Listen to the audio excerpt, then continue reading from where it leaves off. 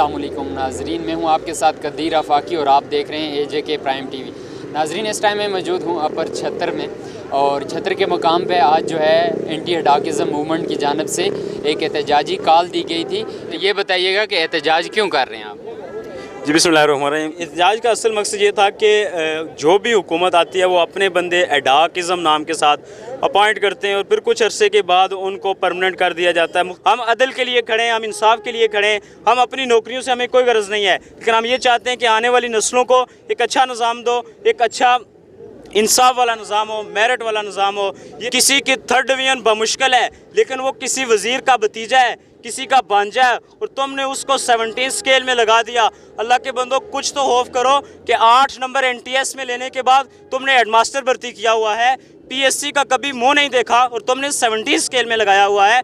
खुदारा ये अवाम के साथ जुल्म ना करो। क्या लाएअमल जो है नेक्स्ट आपने इसके हवाले से तैयार किया है, जो तहरीक चल रही है एंटी हडाकिज़म मूवमेंट? सर, मैं आपको एक चूँकि मुख्तसारी बात करूँगा। बात ये है कि ये हडाकिज़म जो है जब तक ये है तब तक मेरिट जो है आप इसके बारे में सोचे भी ना।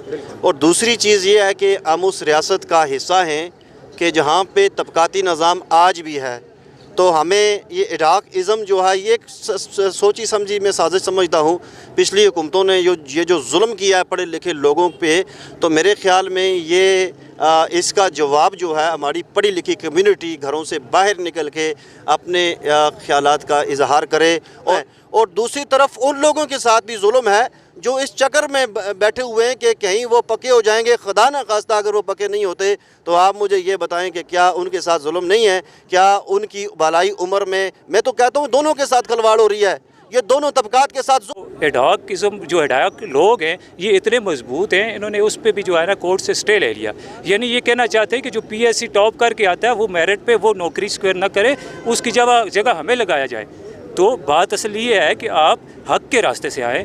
PSC है आपके लिए, NTS है, आप उसके थ्रू आएँ, हम आपको वेलकम करेंगे। हम किसी फ़र्द वाहिद के ख़िलाफ़ नहीं हैं, जिसका जो हक है उसको उस रियासत में मिलना चाहिए। और उस हुकूमत से भी यही मुतालबा है कि इस एक्ट को फ़ौरन जड़ से ही ख़त्म किया जाए, क्योंकि अगर आप मेरिट की बहाली चाहते हैं, अगर आप ये चाहते हैं जी कि नौजवानों के अंदर इश्तियाल ना फैले, नौजवान जो है उनको बाइज़्ज़त रोज़गार मिले। तो हम सर जानना चाहेंगे कि हम पिछली हुकूमत में भी यही कह रहे थे कि हुकूमत ने जो है ऐसा कर दिया। अब नई हुकूमत आई है, क्या नई हुकूमत भी इसी पॉलिसी को आगे लेके चल रही है, या जो हमारी तहरीक है उसका कुछ उसके हवाले से उन्होंने बातचीत की है? इसके हवाले से इन्फॉर्मेशन थोड़ी दें। बिस्मिल्लाहिर्रहमानिर्रहीम। सबसे पहले तो आपका बहुत शुक्रिया। इस मौजूदा हुकूमत जो तहरीक इंसाफ़ की हुकूमत जो आई है, इक़्तिदार में आई है, उनका तो स्लोगन ही यही था जी कि इंसाफ की बहाली, मेरिट की बहाली है। तो जैसे ही ये हुकूमत इक़्तिदार में आई है, सबसे पहले तो उन्होंने एक ऑर्डिनेंस के तहत इस जो काला एक्ट था उसको कलअदम करने के लिए तहरीक पेश की है।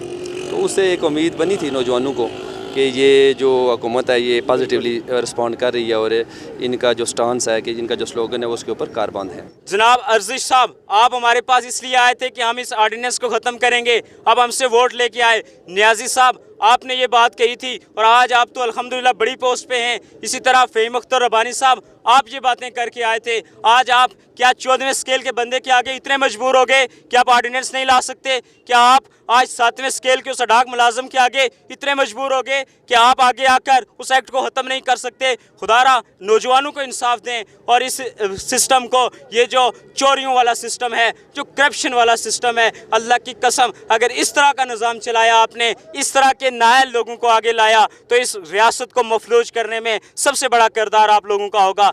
मुझे ना तुझ पे गिला है, ना कोई शिकायत है, ना कोई मुखालफत और ना ही कोई हमायत है। मेरिट पे ऐसे सफाक पैदा कर, मेरिट पे ऐसे सफाक पैदा कर, PSC बंद रख, हडाक पैदा कर। और जुल्म बर्बरियत की वादी में जो नाहक बोले, जुल्म बर्बरियत की वादी में जो नाहक बोले, ऐसे राकम कलम दवात पैदा कर। और जो पढ़े ख़बरें नाहक की बातल की, और जो पढ़े ख़बरें नाहक की बातल की, ऐसा अखबार व रवायत पैदा कर।